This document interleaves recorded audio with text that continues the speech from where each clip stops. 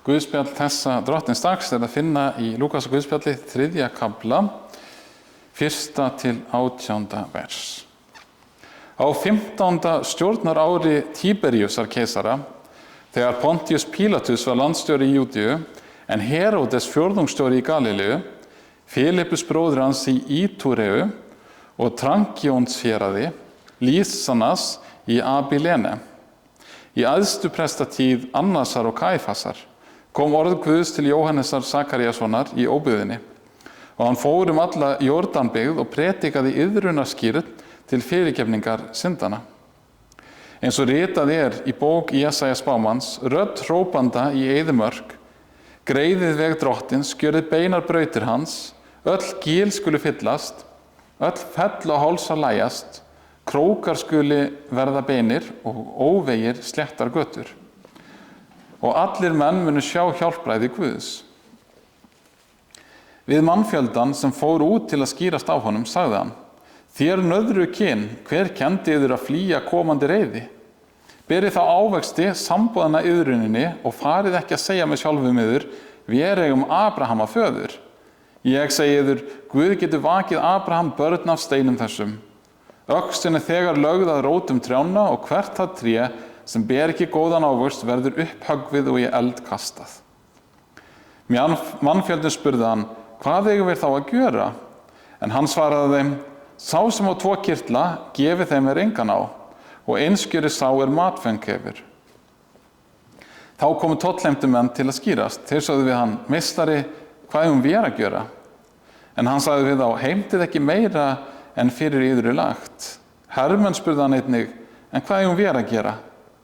Hann sagði við þá: Hafið ekki fé af neinum, hvorki með ofríki né með svikum. Látið þið nægja mála yðar. Nú var eftirvænting vakin hjá lýðnum og allir voru að hugsa með sjálfum sér hvort Jóhannes kynni að vera Kristur. En Jóhannes svaraði öllum og sagði: Ég skýri yður með vatni, en sá kemur sem mér máttugri og ég ekki verðugur að leysa skóþveng hans. Hann mun skýra yður með heilögum anda og eldi. Hann með varpskófluna í hendi sér til þess að gjörhreinsa láfa sinn og safna hveitinu í hlöðu sína, en hismið mun hann brenna í óslökkvandi eldi. Með mörgu öðru ámennti hann og flutti lýðnum fagnaðarboðin. Þannig hljómar hið heilaga Guðspjall.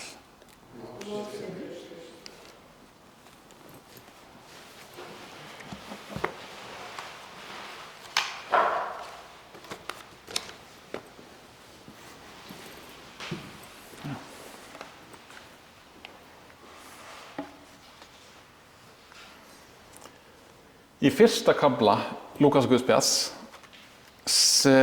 okkur sagt frá því þegar Jóhannes skírari fæddist, eða sagt frá sögunni af fæðingu hans. Og það gerðist einungis hálfu ári áður en Jesú fæddist. Engillinn sem að tala við Sakaría, föður Jóhannes, áður en Jóhannes getinn, segir frá hlutverki hans og því sem verða mun. Þess vegna segir líka Sakaría þegar Jóhannes fæðist, og hann segir við strákinn: Og þú, Sveinn, munt nefndur verða spámaður hinn hæsta, því að þú munt ganga fyrir drottni og greiða vegu hans og veita líð hans þekkingu á hjálpræðinu, sem fyrirgefning synda þeirra.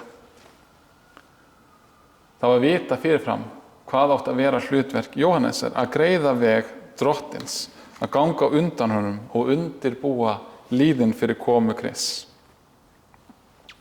Svo líða mörg ár og Jóhannes vex og verður fullorðinn maður og dvelst í eyðimörkinni norðaustan við Jerúsalem, eða handan Jórdanánar eins og sagt Samkvæmt öllum þessum upplýsingum sem við heyrðum í upphafi kaflans, þá vitum við nokkurn veginn hvenær Jóhannes byrjaði að predika í eyðimörkinni. Hugsum við allt þetta sem var sagt, hvaða keisarar voru og hverjir stjórnuðu hvar. Allt þetta til þess að við vitum nákvæmlega hvernig þetta átti sér stað, eða allavega því sem næst nákvæmlega. Samkvæmt þessum upplýsingum hægt að reikna út að Jóhannes var 30 þegar fólk fór að taka eftir honum, þegar orð Guðs kom til hans og hann byrjaði að predika. Fólki fór að flykkjast út í eyðimörkina til þess að hlusta á hann tala og hlusta á boðskap hans. Og það sem okkur sagt boðskapinn sem að Jóhannes flutti lýðnum í stuttumáli það að hann predikaði iðrunarskírn til fyrirgefningar syndana, en einnig að hann flutti fólkinu fagnaðarboðin. Það að síðasta sem sagt í þessum texta. Síðan okkur gefið sýnishorn af því hvernig boðskapur Jóhannesar hljómaði. Það má segja að við sjáum 3 meginatriði í boðskapnum hans. Í fyrsta lagi boðaði Jóhannes skýrari það að dómur Guðs væri yfirvofandi. Dómur Guðs nálgaðist og öllum mönnum ber þess vegna að snúa sér til hans. Ekki bara heiðingjunum, heldur á það líka við þá sem eru Guðs lýður, þá við gyðinga, jafnt sem heiðingja. Hér eru allir eins. Allir verða að snúa sér til drottins og iðrast. Þeir sem að hlustuðu á þennan boðskap og trúðu honum, þeir skýrðust svo iðrunarskírn hans. Í öðru lagi kenndi Jóhannes þeim hvernig guðræki lífrænni á að líta út, hvernig það lítur út í verki, hvernig á að bera ávexti iðrunar.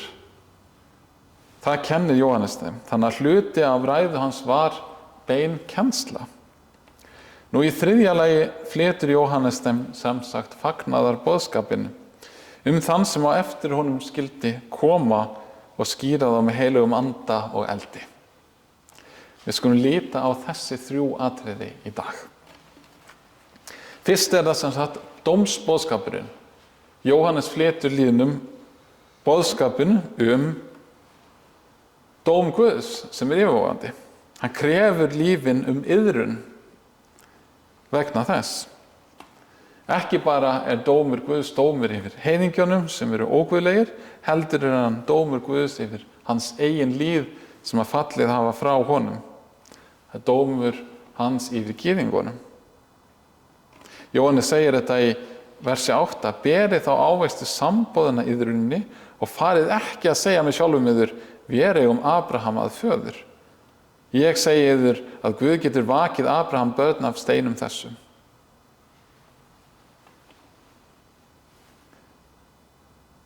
Þessi líður sem var vanur að hugsa, við erum Guðs líður, við erum afkomendur Abrahams. Jóhannes segir við þeim, gleymið því, ekki verið að segja það núna, þið verið samt að iðrast.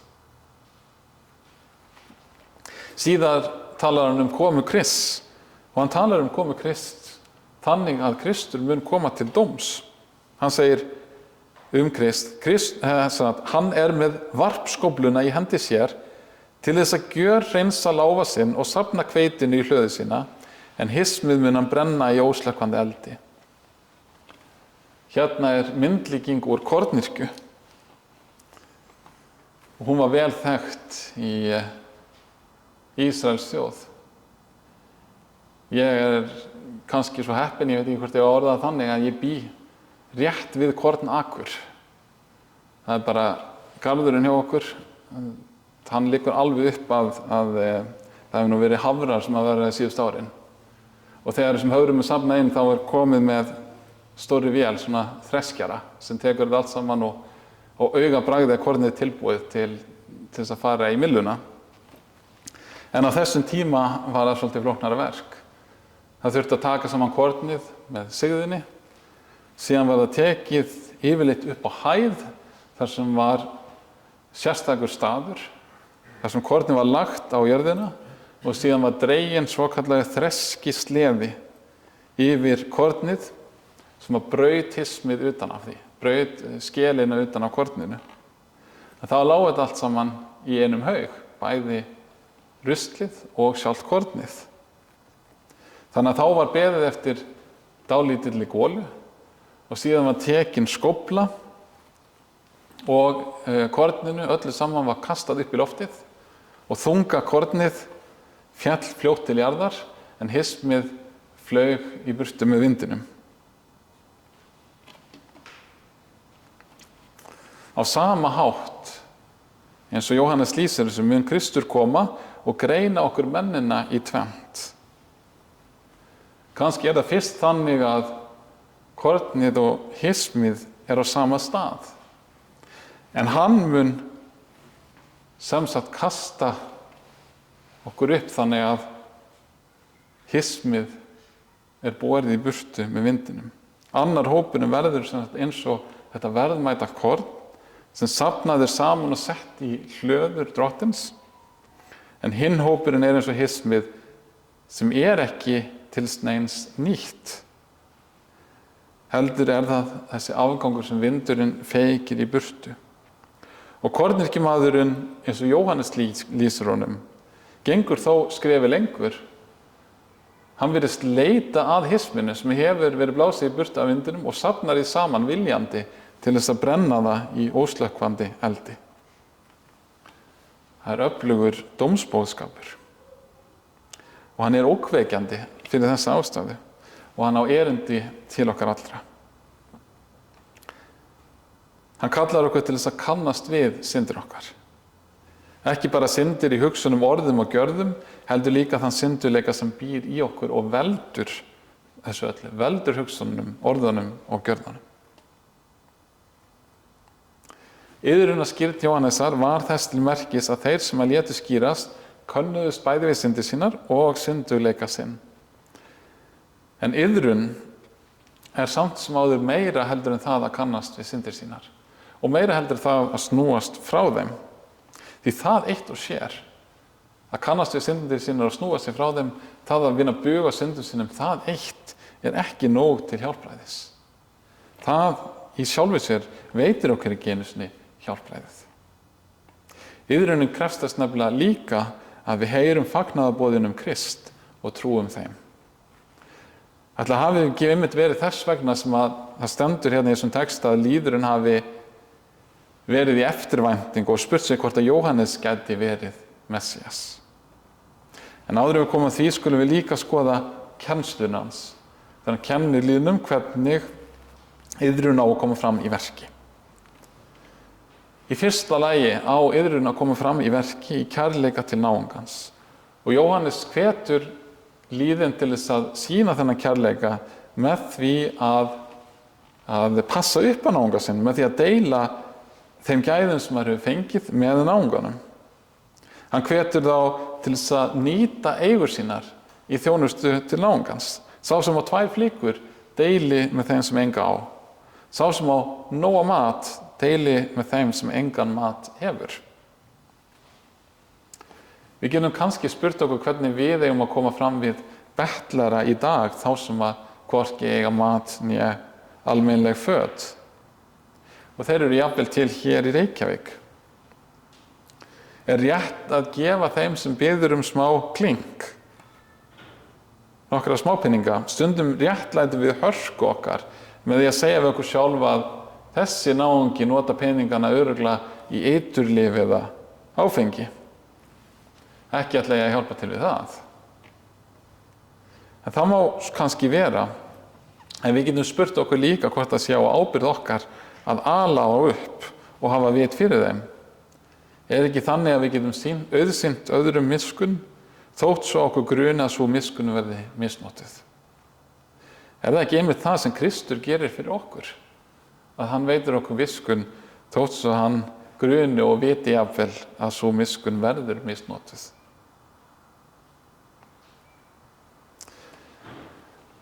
Jóhannes svarar síðan spurningunum það hvernig ákveðnir einstaklingar geti sýnt iðrun í verki. Það áhugavert að Jóhannes krefur ekki tollheimtumennina að hætta tollheimtu sinni. Hann krefur heldur ekki hermennina að hætta hermennsku sinni. En hann krefur þá að sinna starfi sínu heiðarlega og misnota ekki stöðu sína til óheiðarlegs gróða. Tollheimtumennunum ekki heimilt að auka álag til þess að fá peninga í eigin vasa. Eins hermönnunum ekki heimilt að nýta mátt sinn til þess að bera rangar ásakanir á fólk í því skyni að krefja þau mútur síðan. Það ekki erfitt að nota orð Jóhannesar á þau störf sem eru unnin í nútíma samfélagi heldur. Bæði stjórnendur og starfsfólk eiga að vinna vinnu sína samviskusamlega og heiðarlega. Við eigum að borga þann skatt sem samfélagið krefur á okkur, mæta í störf á réttum tíma, koma fram við starfsfólk sem og yfirmenn af þeirri virðingu sem þeir eiga rétt á. Starfsfólk í vaktavinnu sem og vartekar eiga að skrifa réttan tímalista, ekki bæta við tímum til að fá meira kaup. Þeir sem að meðhöndla fé eiga að vinna fyrir viðskiptavini sína og ekki leggja á þá óréttláta vexti eða gjöld. Þannig mætti lengi telja en boðskapurinn í öllum tilvikum sá að við eigum að koma fram af heiðarleika og virðingu, sem stjórnast auðvitað af því að við eigum að elska náunga okkar eins og okkur sjálf. Þessi boðskapur fjallar það hvernig við eigum að haga lífi okkar og hann í rauninni ekki flókinn. Við eigum að koma fram af heiðarleika og virðingu og vinna okkar starf með það fyrir augum. Að lokum flytur Jóhannes síðan fagnaðarboðin. Með orðum Jóhannesar hljómar hann þannig: Ég skýri yður með vatni, en sá kemur sem mér máttugri og ég ekki verðugur að leysa skóþving hans. Hann mun skýra yður með heilögum anda og eldi. Hafið einhvern veginn hugsað það hvað þetta þýðir, þetta með skóþvengin. Hvaðan kemur þetta eiginlega? Fólkið sem hlustaði á Jóhannes á þessum tíma, það kunni sennilega Gamla testamentið sitt vel og þekkti sögurnar á Gamla testamentinu. Og þetta ætti allavega að beina huganum af Rútarbók og síðasta kafla þar. Rútarbók segir frá tveimur ekkjum, Naomi og Rut sem var tengdardóttir Naomi, sem hefðu flust erlendis og það hefði verið seldar eignirnar þeirra og fluttist erlendis, eða það er að segja Naomi fluttist erlendis vegna hungursneyðar. Það eignaðist tengdadótturina Rut, en bæði maður hennar og sonur dóu meðan þau voru erlendis og svo flutti Naomi aftur heim til Ísrael með Rut tengdadóttur sinni. Og þar var það þannig að það voru tveir menn sem höfðu stöðuna lausnarmaður. Þeir voru kallaði lausnarmenn. Það þýddi það að á þeim lá ákveðin skylda. Og svo skylda var að kaupa aftur eignir Naomi. Kaupa aftur jörðina sem átti að tilheyra henni. Og það sem fylgdi með var ákveðin kvöð að þeir þurftu að sjá fyrir þessum ekkjum. Sjá fyrir Naomi og Rut. Og vegna þessarar kvaðar þá vildi sá sem var fyrstur í röðinni ekki leysa akurinn og sjá fyrir Rut og Naomi. Þannig að þessir tveir menn þeir koma saman við borgarhliðið til þess að skera úr þetta mál, hver á að leysa. Síðari maðurinn Bóas að nafni ákveður að taka þetta að sér. Samskiptum þessara tveggja manna lýkur með þessum orðum í 4. kafla Rútarbókar. Það var fyrrum siður í Ísrael við endurlausn og skipti að menn vildu staðfesta allar gjörðir að annar tók af sér skóinn og fékk hinum. Þetta var vottfesting í Ísrael. Þá sagði lausnarmaðurinn við Bóas: Kaup þú það handa þér, og tók af sér skóinn. Honum var fenginn Bóas, þá var Bóas lausnarmaðurinn eða lausnarinn. Þegar Jóhannes talar þann sem koma á, segir hann sé ekki einu sinni verðugur þess að beygja sig niður og leysa skóþveng hans. Hvað þá að taka skóinn af honum og verða lausnarmaður Ísraels þjóðar? Því fór fjarri. Hann var ekki verðugur þess að vera lausnarmaður, ekki einu sinni bara að leysa skóþvengin. Það sá sem kemur á eftir Jóhannesi sem lausnarmaður Ísraels þjóðar, sem lausnarmaður Guðs þjóðar. Og þessi lausnarmaður mun skýra líð sinn með heilögum anda og eldi. Hann mun leysa þjóðina frá syndum þeirra og kaupa hana aftur til Guðs. Það er nefnilega það sem felst í því að hann er lausnarmaður þjóðarinnar. Hann lagði líf sitt í sölurnar fyrir sína þjóð. Þannig í þessum orðum að Jóhannes var ekki verðugur að beygja sig niður og leysa skósfengin, í þessum orðum felst líka fagnaðarboðskapurinn að sá sem kom á eftir, hann er lausnarmaðurinn, hann er lausnarinn. Þetta er sem sagt síðari hluti iðrunarinnar. Fyrri hlutin var að kannast við syndir sínar og syndurleik sinn. Það hefur við gert í dag með að játa syndir okkar frammi fyrir Guði. Síðari hlutin er það að hafa þessa eftirvæntingu sem líðurinn hafði. Það er að segja trú og traust til lausnar mannsins, sem nú þegar hefur keypt okkur aftur úr greipum syndarinnar. Hann lagði líf sitt í sölurnar fyrir okkur. Rétt eins og líðurinn sem bar eftirvæntingu Krist eftir að hafa heyrt boðskap Jóhannesar, berum við einnig sömu eftirvæntingu. En ólíkt samtíma fólki Jóhannesar hefum við söguna alla. Við vitum hver sá er sem er Jóhannesi máttugri. Við þekkjum söguna alla Krist sem kom til okkar, klæddist holdi og blóði og gerðist maður til þess að geta borið syndir okkar á krossinum, til þess að geta verið lausnarmaður okkar. Við skulum því halda aðventuna í réttri merkingu orðsins sem er koma eða endurkoma. Það er að segja, við skulum halda aðventuna í eftirvæntinguna endurkomi Krists til lausnar heimsins. Dýrð sé Guði Föður og Syni og heilögum anda, sem var í upphafi, er enn og verða mun aldir alda. Amen.